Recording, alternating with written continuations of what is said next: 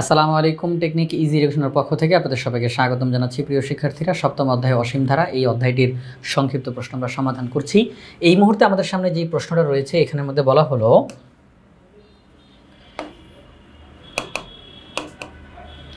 4 - 4 + 4 - 4 + 4 - 4 plus dot dot, অর্থাৎ +4 - 4 +4 - 4 dot dot dot. এই যে এটা একটা অসীম ধারা, এই ধারাটির প্রথম 101টি পদের সমষ্টি বের করতে বলা হয়েছে।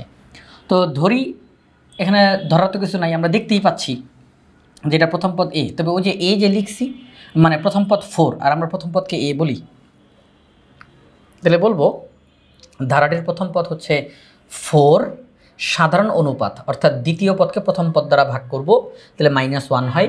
-1 তো 1-এর চেয়ে ছোট।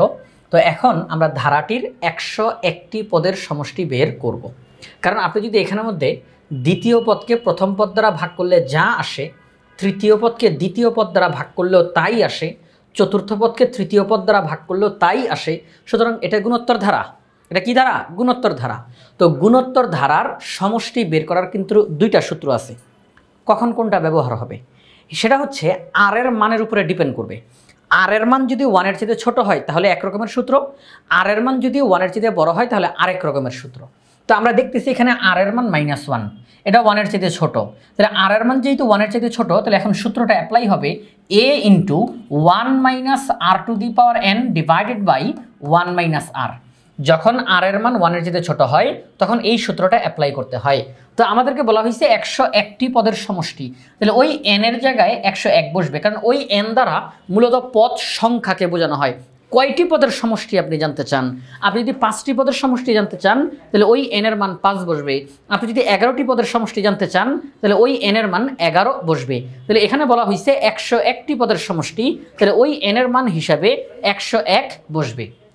ওকে, ঠিক আছে। তাহলে আমরা লিখলাম S101, অর্থাৎ 101টি পদের সমষ্টি a × 1 - r⁴n divided by 1 - r।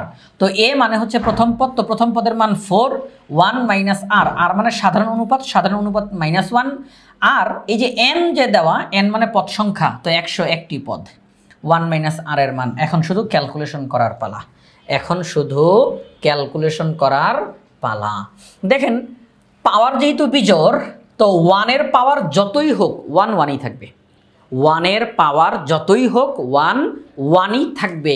তো সেই ক্ষেত্রে যে পাওয়ার 101, এতে 1 পরিবর্তন হবে না, 1ই থাকবে। কিন্তু যেহেতু পাওয়ারটা বিজোড়, সুতরাং মাইনাস চিহ্ন উঠবে না, মাইনাস থাকবে, মাইনাস থাকবে। তো বাহিরে মাইনাস, ভিতরেও মাইনাস, মাইনাসে মাইনাসে প্লাস, আর এই হচ্ছে 1, নিচেও মাইনাসে প্লাস, তাহলে 1 + 1 তাহলে হয় 2, তাহলে নিচে 2, তাহলে উপরেও 2 নিচেও 2, মাঝখানে গুণ চিহ্ন, তাহলে 2 2 কাটা, থাকবে শুধু 4, থাকবে শুধু 4। আচ্ছা, তাহলে আমরা দেখলাম 4 × 2 ডিভাইডেড বাই 2, 2 2 কাটা, তাহলে 4 থাকে।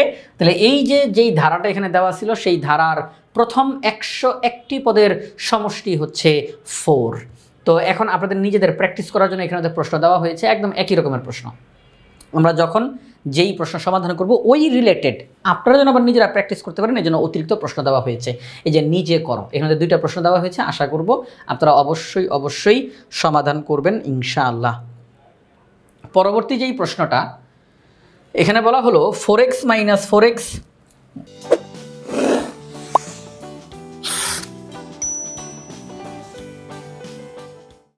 মানে +4x - 4x, +4x - 4x dot dot dot.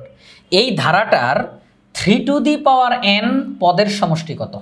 এই ধারাটির 3n পদের সমষ্টি কত? একটু আগে বলছিল 101টি পদের সমষ্টি, এখন বলছে 3n পদের সমষ্টি।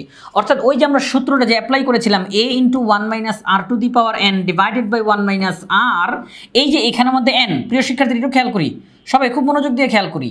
এই যে n, এই n দ্বারা মূলত কি বোঝানো হচ্ছে? পদ সংখ্যা। এই n দ্বারা কি বোঝানো হচ্ছে? পদ সংখ্যা। আমাদেরকে বলা হয়েছে 3n পদের সমষ্টি, তার মানে ওইটাই পদ সংখ্যা। আমরা কেউ কিন্তু এখানে কনফিউশনে পড়বো না, এখানে কিন্তু মূলত ফাঁদে ফেলার জন্য। হ্যাঁ, ঈশ্বর বাবা, এটা আবার কি, এটা আবার কি? একদম সিম্পল জিনিস, পদের সংখ্যা এখন 3n, আমরা জানি এই n মানে হচ্ছে পদ সংখ্যা, তাহলে এই মুহূর্তে এই n এর জায়গাতে বসবে 3 to the power n।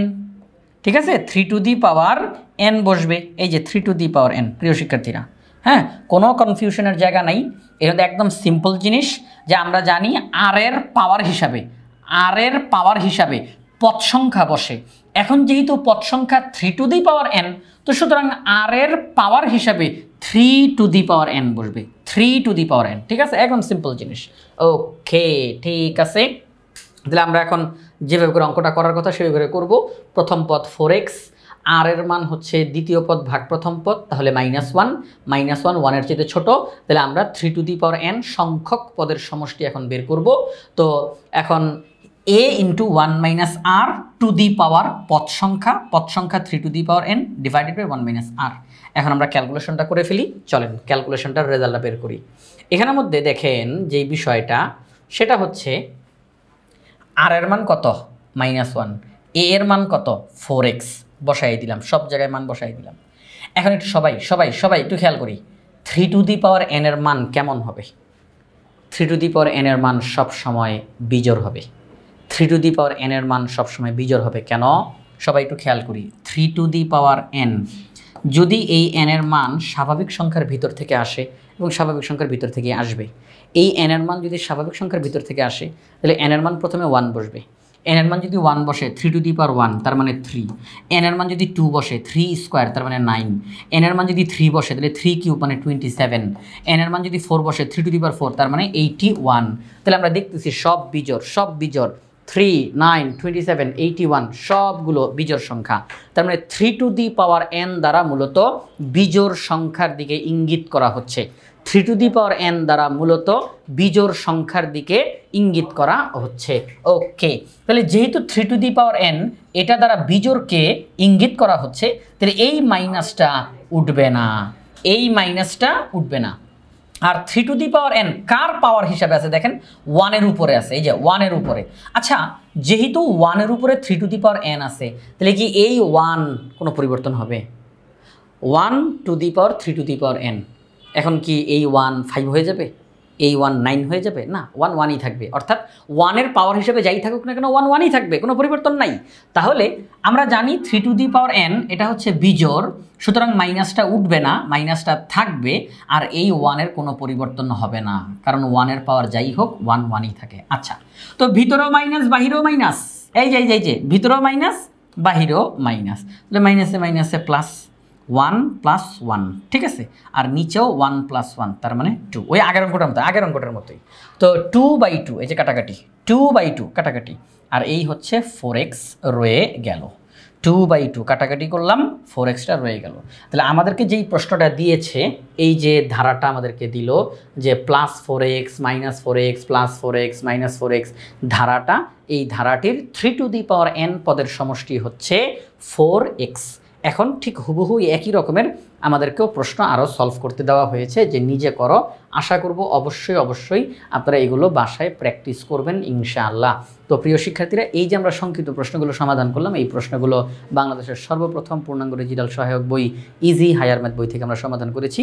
Easy higher math বইয়ে প্রত্যেকটা টপিক্সের সমাধান করে দিয়ে সেগুলোর ভিডিও ধারণ করে কিউআর কোড দেওয়া থাকবে।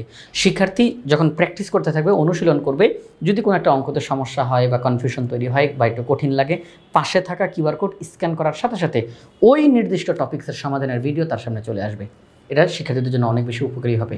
তাই আশা করব সবাই ইজি হায়ার ম্যাথ বইটি সংগ্রহ করে ফেলবেন ইনশাআল্লাহ।